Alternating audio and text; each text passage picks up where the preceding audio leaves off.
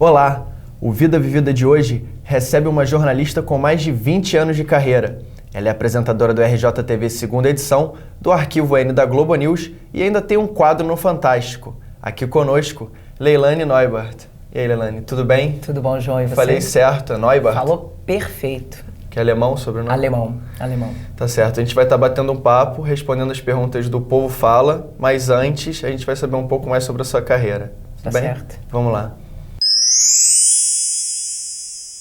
Formada em Brasília pela Faculdade de Jornalismo, Leilane iniciou sua carreira muito cedo. Aos 20 anos, começou a estagiar na Rede Globo do Distrito Federal, onde foi contratada. Ainda na Globo, em 82, no Rio de Janeiro, começou sua trajetória na emissora carioca. Trabalhou na Editoria Rio por 1 ano e logo em seguida assumiu a apresentação do Jornal da Globo por 3 anos. Após uma rápida passagem pela Rede Manchete, Leilane voltou para a Rede Globo. Apresentou o Bom Dia Brasil, fez reportagens especiais para o programa da Ana Maria Braga e desde janeiro de 2004, a jornalista é apresentadora e editora adjunta do RJTV segunda edição.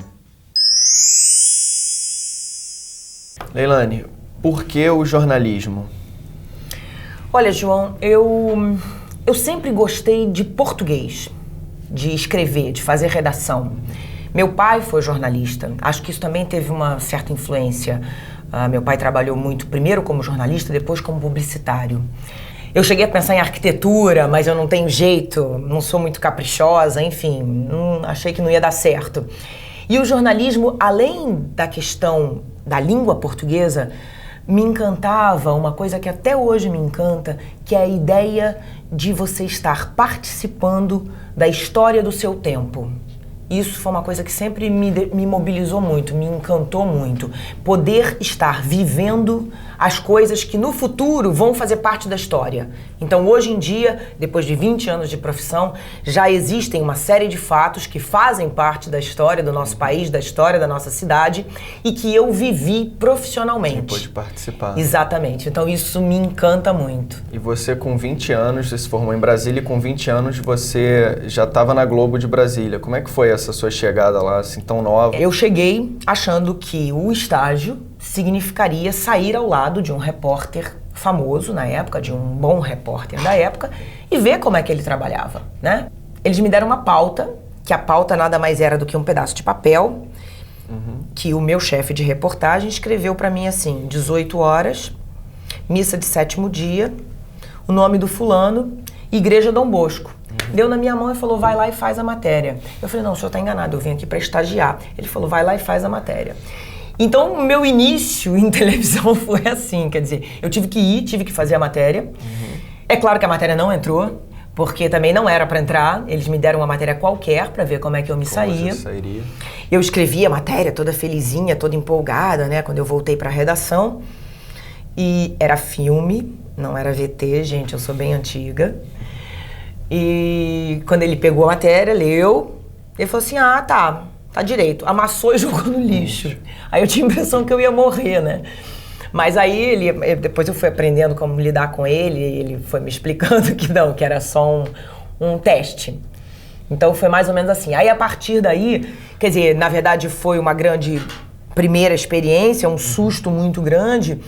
Mas a partir daí eu percebi que eles iam realmente usar a minha força de trabalho, experimentar o que eu sabia, o que eu não sabia e ir indo lapidando exatamente o que eu teria para apresentar como possibilidade profissional. Então foi muito bom, foi muito bom. Certo, Leilane, vamos para um Povo Fala ali na telinha? Tá bom. Vamos lá. Mesmo habituada, você ainda sente aquele frio na barriga antes de entrar no ar? Toda vez que tem uma motivação extra, eu sinto frio na barriga. Por exemplo, é claro que hoje em dia eu não sinto todos os dias, tá? Mas, por exemplo, quando eu comecei, eu sentia o ao vivo dar frio na barriga. O gravado nunca me deu, engraçado. Assim, dava um estressezinho, mas não é como o ao vivo. O ao vivo me dá sempre um estresse maior. Apesar de que eu gosto do frio na barriga. Eu não tenho nada contra, eu acho que é uma coisa que conta a favor da gente. Desde que essa emoção não te paralise, essa emoção, ela te mantém alerta. Mas pra você tem muita diferença assim, estúdio ou externo? Porque no estúdio tem o TP, é uma coisa mais certa, às vezes você tá entrando ao vivo, pode acabar se complicando, você teoricamente depende mais de você? Não. Eu acho que são duas exigências diferentes, duas propostas diferentes. O estúdio tem muito mais coisa que pode dar errado. Tá? O estúdio, o cara que tá no switcher pode plugar a câmera errada, o cara que tá no áudio pode não plugar o seu áudio, o cara do VT pode... Outro dia aconteceu isso no RJ, o cara cortou a matéria na deixa errada, a matéria saiu do ar antes da hora. Se eu tivesse coçando o cabelo, por exemplo, eu tinha entrado no ar coçando o cabelo. Sei lá, entendeu? Então no estúdio tem muita coisa que pode dar errado. Agora, na rua, ao vivo, também tem. O que eu faço se passar um moleque, eu tô fazendo um ao vivo na beira da rocinha, passa um moleque e pula na frente da câmera. Você tem que estar preparado para tudo isso também. Tem que ter sempre o jogo de cintura. Tem que ter sempre jogo de cintura, capacidade de improviso e não se apavorar. Eu acho que o que fica feio na televisão não é errar, é travar. Entendeu? Eu acho que você... Errar é humano, acontece. Você já te deu branco ao vivo, entrando ao vivo, assim? Olha, já aconteceram algumas coisas. Branco nunca me deu, mas eu lembro que uma vez eu tava fazendo... Foi logo que surgiu o RJTV, porque o RJTV chamava-se Jornal das 7. E eu estava fazendo um ao vivo numa linha de trem, num acidente, um descarrilamento que tinha tido, alguma coisa assim, não me lembro bem. E na minha visão, a gente tinha passado, tava eu e o câmera, e a gente tinha passado, porque eu ia mostrar o trilho, ia mostrar o trem, então eu falei, combinei com ele, fiz um texto, e falei, olha, então eu vou começar aqui, você começa em mim, embaixo, a gente vai no trilho, não sei o quê, tudo certo, vamos passar. Aí, de vez em quando, ele pedia, passa aí, pra gente ver o áudio, aí a televisão via, porque você passa várias vezes pra confirmar se tá tudo ok na televisão. Teve uma hora que ele falou, vai aí. E eu fui mais uma vez em todo o texto, achando que era mais uma passagem, e já estava ao vivo e eu não sabia. Só que o curioso é que eu me dei bem, fiz o texto todo, achando que era só uma passada, eu podia ter parado no meio e ter dito, porra, chega, já gravei isso várias vezes, não aguento mais, já ensaiamos isso várias vezes. Não, eu fiz todinho do começo ao fim. Só que no final... Acabou vazando alguma coisa? Não, porque é o seguinte, como o RJTV era um jornal novo, e na época estava no ar um seriado chamado Dallas, e um personagem do Dallas era o JR, que é Júnior. E quando eu terminei o boletim, eu falei Leilane Neubert para o JR-TV. E aí, aquilo foi ao ar e eu não sabia que estava indo ao ar. Tá certo, Leilane. O Vida Vida vai dar uma paradinha, mas a gente volta já, não saia daí.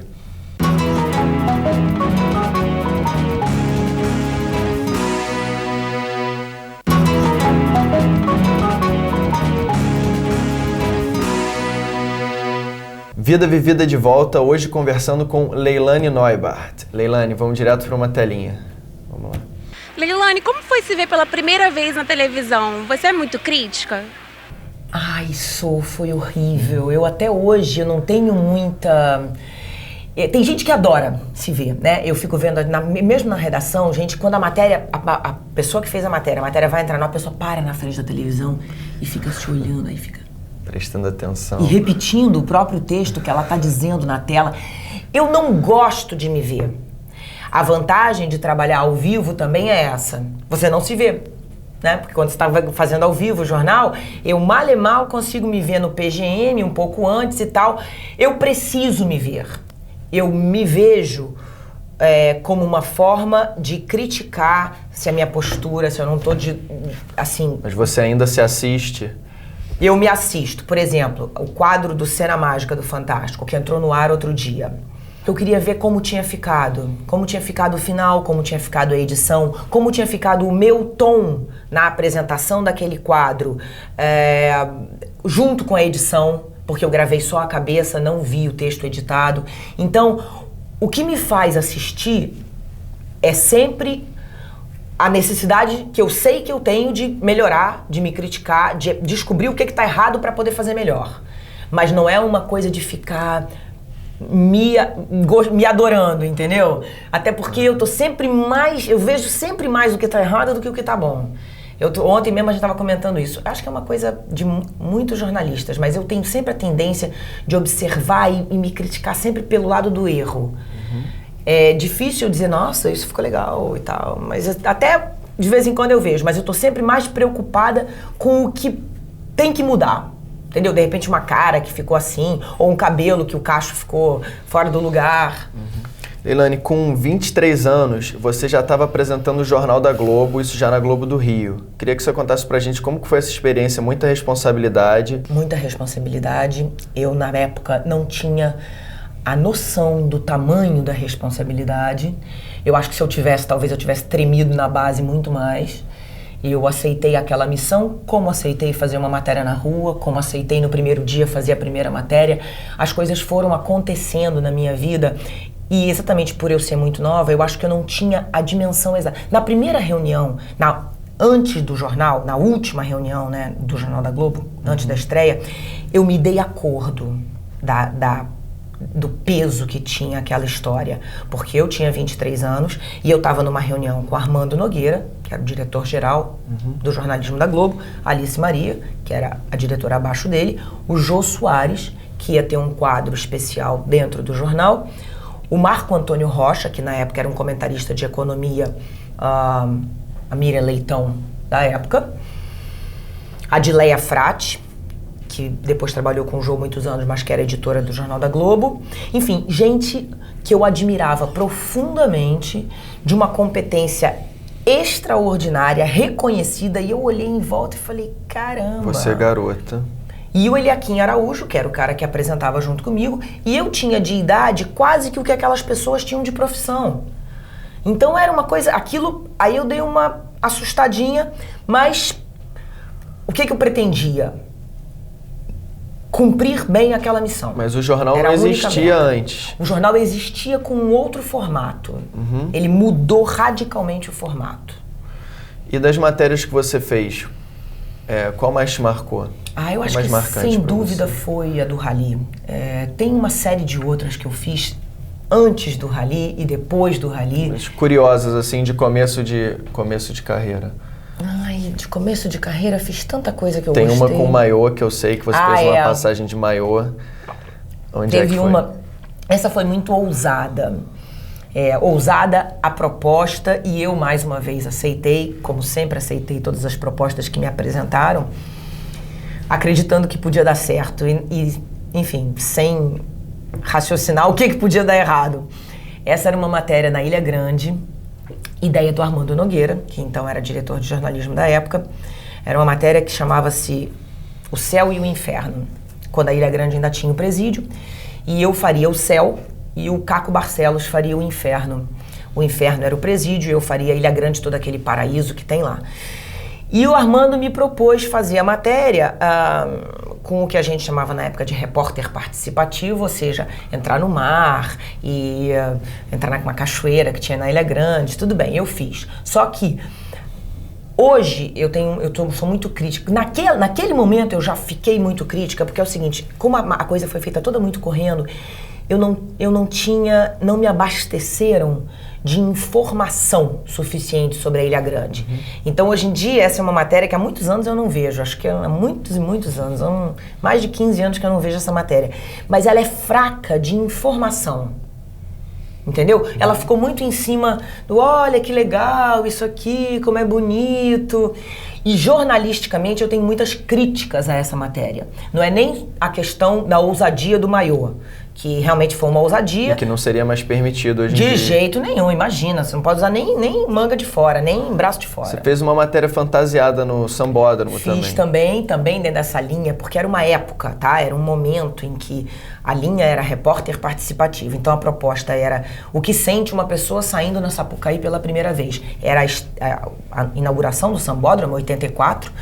E eles me convenceram a sair fantasiada na Mangueira, e eu achei aquilo ótimo. Eu adorava carnaval, adorava a ideia, e saí. E foi muito legal. Mas assim, também descobrir o tom era muito difícil, porque eu sempre fui muito crítica, dentro dessa minha preocupação, sempre muito crítica com relação à minha participação, esse tom, esse momento preciso entre você participar da matéria, mostrar a sua emoção ou simplesmente dar a informação, isso é muito difícil, você tem que achar um meio termo. Eu acho que fica muito bobo você ficar ali dizendo, olha que legal, olha que bonito, olha não sei o quê, gente, é tão bacana, gente, é tão legal.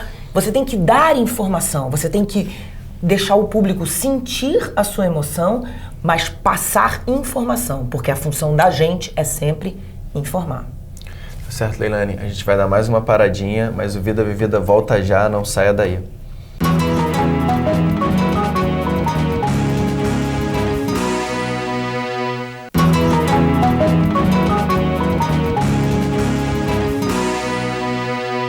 Vida Vivida de volta, conversando com Leilane Neubart, a gente vai direto saber sobre a Leilane família. Vamos lá. Filha do jornalista César Teixeira e da fonoaudióloga Mara Neubart, Leilane é a mais velha de 5 irmãos. Muito ligada à família, ela não abre mão de curtir os filhos Rafael, de seu primeiro casamento, e Bernardo, de sua atual união com o diretor de TV Olívio Petit. Com um espírito muito aventureiro, Leilane também adora fazer trilhas e andar de moto. Leilane, como que a sua família encara a profissão? Assim, seus horários, tem que sempre ter aquela rotina, tá o dia inteiro gravando? Quer dizer, na verdade é o contrário, não tem rotina nenhuma. Desde que eu me entendo por gente que eu não tenho rotina. Eu acho que num primeiro momento, essa dificuldade dos horários afeta o marido, a relação a dois. Se você consegue uma boa relação a dois, no caso, o que acontece com a maioria das pessoas de jornalismo, acaba casando dentro do meio, né? Que foi o que aconteceu comigo. Aí o segundo casamento, o Petit é de televisão, então a possibilidade... O Bruno é economista, então ele tem uma rotina muito mais certinha. Mas os filhos não são os que mais reclamam? Não. Os meninos nasceram, quer dizer, eles dois nasceram, eu já trabalhava. Então tanto que eles nunca acharam muita graça de me ver na televisão. Porque eles já viram aquilo, aquilo faz parte da rotina deles, não é nenhuma novidade. Lá em casa ninguém nunca parou, vamos ver a mamãe, isso nunca aconteceu. Eu sempre fiz muita força para não prejudicá-los por conta do meu trabalho. Então é o seguinte, em primeiro lugar, sempre a família. Sempre. E no meu trabalho isso sempre ficou claro. Leilane, você aventureira, anda de moto ainda? Anda muito de moto? Vai pro trabalho de moto? Vou. O período que eu menos andei de moto, quer dizer, menos pro trabalho, foi o período do Bom Dia Brasil. Porque como eu tinha que sair de casa 20 para as 5 da manhã, é muito perigoso você sair de casa nesse horário de moto. Eu fui algumas poucas vezes, umas 4 ou 5 vezes eu fui pra Globo de moto nesse horário. É muito frio, muitas vezes, e é perigoso porque quem tá na rua, tem muita gente que tá emendando, que ainda tá bebendo. Tá indo embora da noitada. Exatamente. Então, e aí o que eu fazia? Eu meio que me disfarçava de homem, botava um casacão, prendia o cabelo dentro do capacete, e aí dava uma disfarçada e eu sou muito grande, então eu ia totalmente tampada, sem um anel, sem nada. Mas não era uma coisa que eu gostasse, não. Agora não, agora eu tô podendo andar muito mais, até porque como eu pego muito rush, muito trânsito, é um horário de trânsito. Agora no verão eu só vou de moto. Tá certo, Leilane, o povo fala ali na telinha, vamos lá? Como é que foi participar do rally? E como é que era pra tomar banho? Bom, é o seguinte, participar do rally foi a melhor e a mais difícil experiência da minha vida. Como que surgiu o convite? Surgiu absolutamente por acaso. Eu acho que é outra das poucas sortes que eu dei na minha vida. Eu estava apresentando um evento em São Paulo e conheci o André e o Clever e eles brincaram comigo. Eu estava toda arrumada, né, apresentando o evento. O André Azevedo foi seu companheiro no caminhão. E o Clever Kohlberg, que era uma dupla que há 15 anos eles fazem Paris-Dakar. E eles estavam fazendo uma palestra nesse dia. E eu estava toda arrumada, toda emperequetada. E eles brincaram comigo, porque eles sabiam dessa minha tendência aventureira, fazer matérias, né, de aventura. E eles brincaram, eu quero ver se a Leilane tem coragem de tirar essa roupinha bonitinha e ir com a gente no primeiro caminhão pro Paris-Dakar. Aí eu não ia deixar a peteca cair, né? Eu falei, bom, então temos aqui 250 testemunhas de que eles me convidaram, mas mais uma vez eu achei que era uma brincadeira. E aí eu achei que aquilo não ia pra frente e acabou vingando. A questão do banho, eu digo o seguinte, eu digo pra vocês quantos anos eu tenho, o que eu já fiz, o que eu gosto, o que eu não gosto, menos quantos banhos eu tomei. Isso é segredo de Estado, mas era muito difícil tomar banho. Deixa eu mostrar o livro aqui, Faróis de Milha. É um diário de bordo, né, dos 17 dias que você percorreu, os 9.000 quilômetros. E como que foi para reportar o rally, assim? Foi muito difícil, quer dizer, participar do rally já é uma coisa difícil. Fazer reportagem ir participar é imensamente difícil. Mas aí, quando você chegou no rally, você achava que ia ajudar ou ia só de passageiro no Pois caminhão? eu achava que eu ia só fazer matéria e ia de passageira. Achava que essa era a minha função. Não foi isso que aconteceu? Não, porque quando o Thomas perguntou, eu procurei ser educada, né? Aquela coisa, eu falei, não, o que você precisar de mim, eu tô aqui na equipe e tal. E ele rapidamente me deu uma série de equipamentos pra eu cuidar. Eu nunca tinha visto aquilo na minha vida. Então eu tive que aprender, tudo em inglês, né? E eu tive que aprender aquilo rapidamente, entender de caminhão, de pressão de óleo, de pressão nos pneus, e de bloqueador e desbloqueador de eixo, enfim, uma série de coisas que eu não tinha noção. E eu achava que o nosso caminhão, por ser a primeira vez que ele estava competindo, ele ia ficar lá atrás, ia ficar lá na rabeira, ia ser o último caminhão, eu ia poder pedir para parar, para filmar. Eu não tinha noção do que vinha pela frente. E você achou que estava na briga, assim, porque vocês chegaram em terceiro lugar, não foi isso? Foi. Na primeira etapa eu descobri que a gente estava na briga, porque na primeira etapa a gente ganhou. A gente fez o melhor tempo na primeira das etapas. Logo de cara. Logo de cara. E o Rally, o Paris-Dakar, cada etapa é uma competição. Então, cada dia que você vence, e a gente venceu umas 3 etapas. Então foi muito legal. E medo? Muito medo. De quê, principalmente? Medo de tudo, assim, medo de tudo não. Assim, no primeiro dia eu tive medo dos precipícios, porque o precipício estava bem aqui do meu ladinho, assim, e eu não tinha ideia que tinha precipício no deserto. Eu achava que eu ia encontrar calor, frio, fome, sede, mas precipício ninguém tinha me falado. E eu lembro que eu sentei em cima da mão, assim, para não ficar me agarrando, não ficar demonstrando que eu tava com medo, eu sentei em cima da mão, pro meu braço ficar parado, e comecei a rezar. Eu não tenho uma religião específica, mas comecei a conversar com o anjo da guarda, dizendo, ó, dá uma olhadinha aí, né? Aí eu comecei a perceber que eu tinha que falar com o anjo da guarda do piloto, não do meu, né? Porque quem tava dirigindo era ele. Enfim, então esse foi o primeiro medo. Os outros medos que eu tinha medo de explodir numa mina. Esse foi um medo que eu tive antes de sair daqui. E tinha um outro medo que era de ter uma cicatriz no rosto, porque num determinado momento, um galho de espinho pegou no para-brisa do caminhão bem na direção da onde eu estava. E aí você não poderia mais apresentar, Eu me dei acordo do que aquilo podia significar. E seus filhos aceitaram numa boa? Eles têm vontade de ir? Desculpa. Eles têm vontade de ir, o mais velho já falou nisso, eu já falei que eu sou contra. E eles aceitaram, eles foram uma gracinha, eles fizeram um CD-ROM pra mim, com tudo que saiu do Paris-Dakar, com todas as matérias, com todos os boletins. Eles ficaram aqui acompanhando, eu conseguia ligar para eles do deserto. Um recado para os futuros jornalistas. Você começou tão nova na profissão. Olha, a gente não deve nunca perder de vista 2 coisas, na minha opinião. Você ter muita consciência da importância de estar levando informação à casa das pessoas. E segunda coisa, televisão é um trabalho de equipe. Eu sou a parte que apareço. Mas o meu trabalho só sai bom se o de dezenas, centenas de pessoas que estão trabalhando junto comigo também estiverem trabalhando bem. Com certeza. Então isso para mim é fundamental. Você nunca vai me ouvir dizer o meu jornal, a minha matéria, o meu, não existe em televisão. Televisão, o mais lindo é que é um trabalho de equipe. Leilane, nosso tempo chegou ao fim. Se você tiver alguma sugestão para mandar para o Vida Vivida, escreve para cá, TV Universidade com C, @universidade também com C.br.